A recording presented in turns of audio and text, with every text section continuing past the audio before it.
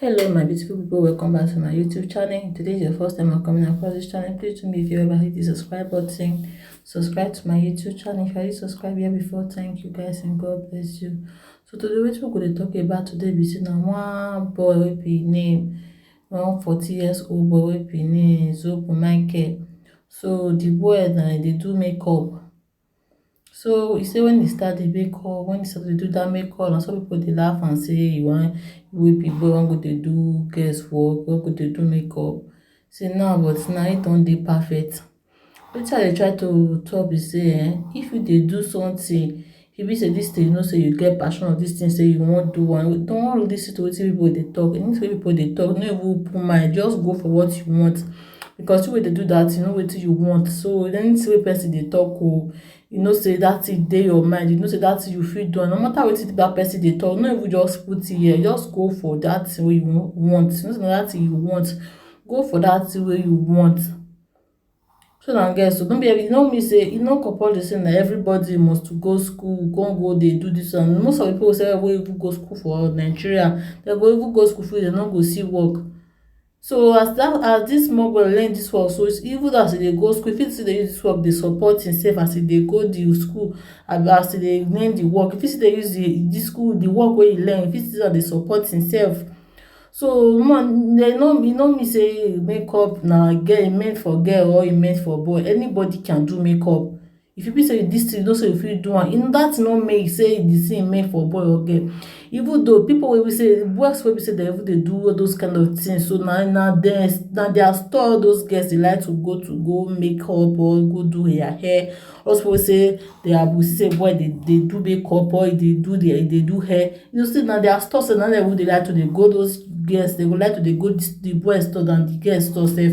So if you get wetin you know how to do, you know say this thing you get passion for, go for what you want. No listen wetin people go talk say if you don dey do that thing, they go say na girl something you dey do or na boy something. Nothing be say they made for this thing na that particular person na him go do am. If you know say this thing you fit do am, that you get passion for am, just go for what you want. No listen wetin people go talk say this thing you go come dey go listen say because say people go dey laugh you, that thing wetin you wan do you no go do am again. Wetin I try to tell una be say anything you get passion for, that thing you know say you fit do, just go for that way you want. No listen to wetin people go talk about you or wetin people no go talk about you. So that you like am, you get the power, you get the strength, you get the feeling say this thing if I really put my hand I fit do am. So wetin you dey wait for? Go for that thing you want, go establish wetin you want. Don't listen to wetin people go talk about you, wetin people no go talk about you. People wey be say they talk say this or that, trust me, that if you don dey do am, they go even like to dey come dey meet you pass, say make you dey help them dey do am. So if you know say you like this particular thing, you like something, that's what you like, go for what you want. No listen to wetin people go talk about you or wetin people no go talk about you. So my people, I go drop the video, I'm gonna check the video. And bye bye, I go see you now for my next video. My friends and schoolmates, when they hear say that I dey do makeup, they yab me say I dey do girl work.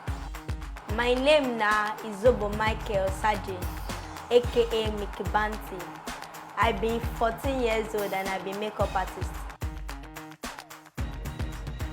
My mommy be dey do practical for my face, so from there I don start dey get interest on top am. So my mommy come see say I get the passion for am, so she come teach me. Na so I learn makeup.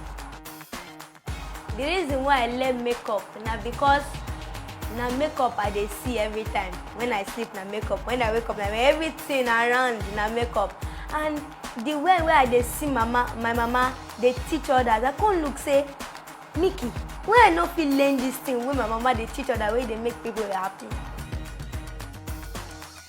This makeup wey I learn, the thing wey e dey do for me na e dey make me put my artistic talent into work. I be dey draw well and I be dey paint well, but this time I can't dey focus all my energy on top face.